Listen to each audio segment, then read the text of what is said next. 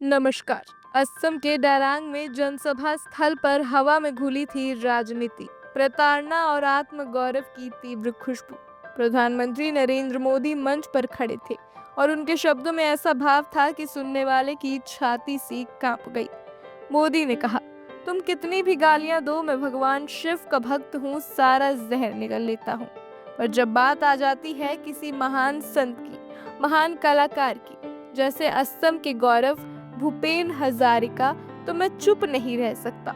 उन्होंने कांग्रेस अध्यक्ष मल्लिकार्जुन खड़गे की 2019 की उस टिप्पणी को याद दिलाया जिसमें खड़े सवाल उठाए गए थे कि क्यों भारत रत्न गायकों को दिया गया, नृत्य कलाकारों को दिया गया, चाहे वह सम्मान हो या राजनीति। मोदी ने लोगों से पूछा, क्या यह गलत था कि भूपेन दा को भारत रत्न से सम्मानित किया गया? क्या यह अपमान था कि किसी ने यह कहा कि सरकार सिर्फ नाचे गाए कलाकारों को बड़े सम्मान दे रही है? जनता ने इस सवाल को गूंजदार हाँ में बदला, क्योंकि सम्मान सिर्फ व्यक्तिगत नहीं, यह संपूर्ण असम और भारत की संस्कृति, उनके आत्मा से जुड़ा मामला बन गया है। और प्रधानमंत्री ने कहा कि उनके लिए उनके समर्थक, उनकी जनता, 140 करोड़ भारतीय ही उनका रिमोट कंट्रोल है, कोई और नहीं। जब अपमान की बारी दूसरों की आ जाए, जब कला सम्मान की कीमत पर सवाल खड़े हो, आखिरकार देश की संवेदनाएं झूठी बयानबाजी से नहीं टूटेंगी। मोदी की यह जनसभा सिर्फ एक भाषण नहीं, एक प्रतिज्ञा थी कि वो झेलेंगे मगर झुकेंगे नहीं, सहेंगे पर शांत नहीं बैठेंगे जब तक अन्याय चलता रहेगा।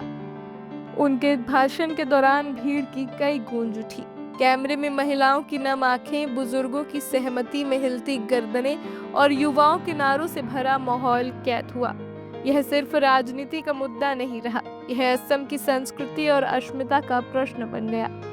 और तो और प्रधानमंत्री ने अपने संबोधन में असम की समृद्ध सांस्कृतिक धरोहर का जिक्र करते हुए कहा कि यह धरती सिर्फ चाय और तेल के लिए ही नहीं, बल्कि संतों, कलाकारों और गायक वादकों के लिए भी जानी जाती है।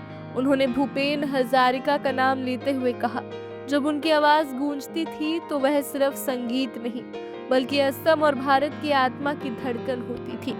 मोदी जी ने चेतावनी दी कि ऐसे महान कलाकारों का अपमान किसी भी हालत में बर्दाश्त नहीं किया जाएगा, क्योंकि यह सीधे सीधे भारत की संस्कृति का अपमान है। असम से उठी यह प्रतिज्ञा सिर्फ एक चुनावी भाषण नहीं, बल्कि सांस्कृतिक अस्मिता, आस्था और राजनीतिक चेतावनी का संगम बन गई है। और यही बना इस भाषा और इस सभा का सबसे बड़ा संदेश।